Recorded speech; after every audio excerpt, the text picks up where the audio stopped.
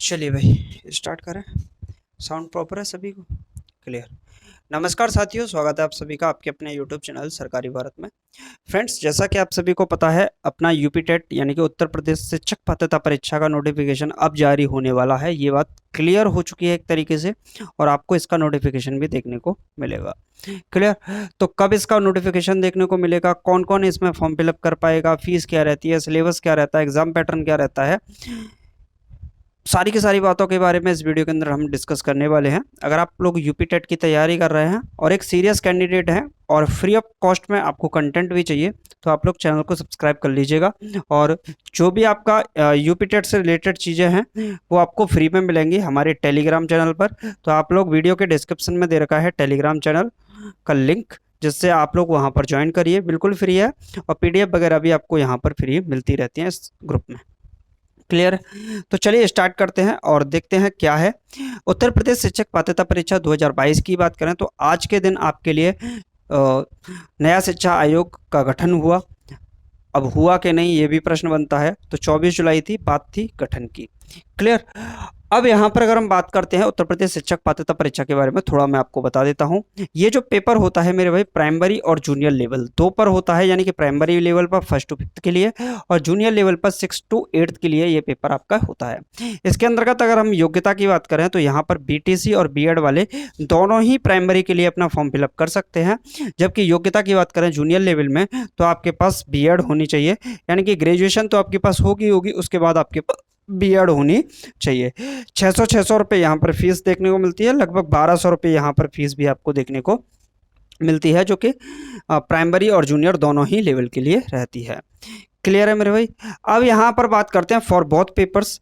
Both paper बात करें तो 1200 रुपये फीस रहेगी। एग्जाम पैटर्न क्या रहता है वो भी डिस्कस थोड़ा सा कर लेते हैं। एग्जाम पैटर्न की बात करते हैं मेरे भाई प्राइमरी लेवल के लिए। किसके लिए बात कर रहे हैं हम? PRT के लिए बात कर रहे हैं। PRT प्राइमरी लेवल के लिए बात कर रहे हैं। और इसमें बाल विकास आपका 30 नंबर यानी कि CDP 30 नंबर की, हिंदी 30 नंबर की, अंग्रेजी 30 नंबर की, गणित 30 नंबर का और पर्यावरण भी 30 नंबर की पूछी जाती है। तो कुल मिलाकर 150 नंबर का आपका यहाँ 150 क्वेश्चन आते हैं और 150 ही नंबर के यानी कि 150 नंबर के ही आपके आते हैं। इसमें किसी भी प्रकार की कोई नेगेटिव मार्किंग नहीं होती है। तो 150 क्वेश्चन 150 नंबर के और कोई नेगेटिव मार्किंग नहीं होती, जिसमें आपके CDP, हिंदी, अंग्रेजी, गणित और पर्यावरण से प्रश्न पूछे जाते हैं, जो कि 30 नंबर में होते हैं। एग्जाम पैटर्न की बात करें यहाँ पर तो ये जूनियर लेवल के लिए जो होता है, जूनियर लेवल के लिए जो होगा उसमें आपकी CDP 30 नंबर की पूछी जाएगी, हिंदी 30 नंबर की पूछी जाएगी, अंग्रेजी 30, गणित 30 और विज्ञान 30। तो कुल मिलाकर अगर हम बात करते हैं तो 150 नंबर का यहाँ पर भी आपसे पूछा जाता है। कितने नंबर का मेरे भाई? 150 क्वेश्चन पूछे जाते हैं। और ये जो 150 क्वेश्चन होते हैं वो 150 नंबर के, और इसमें भी किसी प्रकार की कोई नेगेटिव मार्किंग नहीं रहती है। तो 150 क्वेश्चन 150 नंबर के और कोई भी इसमें नेगेटिव मार्किंग देखने को नहीं मिलती है। क्लियर है। यहाँ पर अगर हम CDP की बात करें मेरे भाई, CDP की बात करें तो CDP में जो पेपर आता है वो आपका देखिए मैथ और साइंस वाले जो हैं वहाँ पर आपकी SST भी हो जाती है, तो उस पर थोड़ा सा आपको देखना होगा। जो SST वाले हैं SST आती है। CDP की बात करें तो दोनों पेपर में लगभग सेम रहती है। तो ये जो सेम रहती है इसकी क्लास भी इसकी जो PDF हैं, पुराने पेपर हैं, वो भी हमने टेलीग्राम पर डाल रखे हैं, वहाँ से आपको मिल जाएंगे, तो ज्वाइन कर लीजिएगा। क्लियर है। तो CDP जो आपकी आएगी वो दोनों में ही सेम देखने को मिलती है। यहाँ पर अगर हम बात करते हैं मेरे भाई कट ऑफ मार्क्स के बारे में बात करते हैं कि कट ऑफ मार्क्स इसकी कितनी रहती है। तो जनरल EWS के लिए बात करें तो यहाँ 60% मार्क्स लाना होता है, यानी कि आपको 90 मार्क्स आपको कम से कम मिनिमम लेकर आना पड़ेगा। OBC की बात करें तो 82 मार्क्स आपको लाने पड़ेंगे कम से कम, यानी कि 55%। SC की बात करें तो 82.5 मार्क्स लाने पड़ेंगे, लगभग 55%। और ST की बात करें तो यहाँ पर भी आपको 82.5 यानी कि 55% मार्क्स लाने पड़ेंगे, तभी आप क्वालिफाइंग माने जाएंगे। आपको इससे नौकरी नहीं मिल रही है, सिर्फ सर्टिफिकेट मिलेगा जो कि आपके लिए सुपर टेट के लिए वैलिड होगा। अब मेरे भाई एक बात बताओ, पास करने के बाद इसकी वैधता जो है वो आपकी लाइफ टाइम रहने वाली है कि यानी कि लाइफ टाइम तक रहेगी। अब प्रश्न बनता है कि सर एक बात बताइए, हमने लाइफ टाइम के लिए इसको कर भी लिया, लेकिन जब सुपर टेट आएगा तो इसमें क्या इसके नंबर जुड़ेंगे? भाई 150 में से किसी स्टूडेंट के लिए 90 नंबर आते हैं, तो और एक स्टूडेंट के 150 में से 130 नंबर आते हैं, तो कौन दोनों में कोई डिफरेंस है?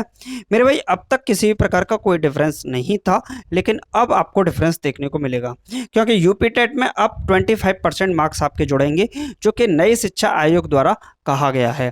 ठीक है, तो उनके द्वारा नोटिफिकेशन भी निकाला गया था और उसमें इस बात को कहा भी गया था। क्लियर? अब थोड़ा समझिए, अगर आप यूपी टेट की बेहतर तरीके से तैयारी नहीं करेंगे, तो जो स्टूडेंट आपका 135 नंबर ला चुका है पिछले पेपर्स में, पिछले पेपर क्या हुए थे, उसमें रिपीटेड क्वेश्चन थे, रिपीटेड पेपर को ही डाल दिया था, तो बहुत सारे स्टूडेंट 130 135 मार्क्स वहां पर ले आए थे, तो उनको आप बीट नहीं कर पाओगे फिर भाई। ठीक है, और उनके हाई स्कूल में और 12th में और ग्रेजुएशन में भी अच्छा मार्क्स है। तो आप अगर तैयारी कर रहे हो, तो आप ये मान लीजिए कम से कम 135 या 130 प्लस तो आपको करना ही पड़ेगा, तब आपके जो 25% मार्क्स जुड़ेंगे, तो आप अपनी मेरिट में अच्छा बेहतर स्कोर कर पाएंगे, मेरिट में, सुपर टेट में। तो आप यहाँ पर 130 प्लस कम से कम करिए। और वो करेंगे कब? तो करेंगे जब भाई टेलीग्राम को ज्वाइन कर लीजिए। सीरियस कैंडिडेट हैं तो अब तक चैनल ही सब्सक्राइब कर लिया होगा, बहुत सारे तो सीरियस होंगे, तो भाई अब नहीं है तो हम क्या कर सकते हैं उसके लिए? अब फ्री ऑफ कॉस्ट पीडीएफ दे रहे हैं हम आपके लिए, फ्री ऑफ कॉस्ट आपके लिए क्लास देंगे, मैथ की जो क्लास है, मैथ्स के जो टॉपिक है उनको पढ़ाया जाएगा, सीडीपी भी बिल्कुल फ्री में पढ़ाई जा रही है, तो वो आप लोग देख लीजिएगा, आपकी इच्छा है, करें करें ना करें कोई फ़र्क नहीं पड़ता। लेकिन अब ये फॉर्म कब आएगा?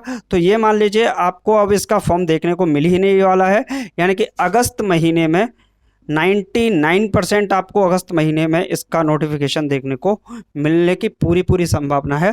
2-4 दिन जो समय जा रहा है, नया शिक्षा आयोग भी गठन हो जाएगा और आपका अगस्त महीने में आपको ये वैकेंसी देखने को नोटिफिकेशन देखने को मिलेगा। उसके बाद ये मान लीजिए जनवरी फरवरी के करीब आपको सुपर टेट भी देखने को मिल सकता है, और वो भी एक बहुत अच्छी वैकेंसी के साथ प्राइमरी में। क्लियर है मेरे भाई? तो बाकी आप लोगों से मिलते हैं फिर नेक्स्ट वीडियो में, तब तक के लिए बाय बाय, टेक केयर, धन्यवाद, थैंक यू वेरी मच।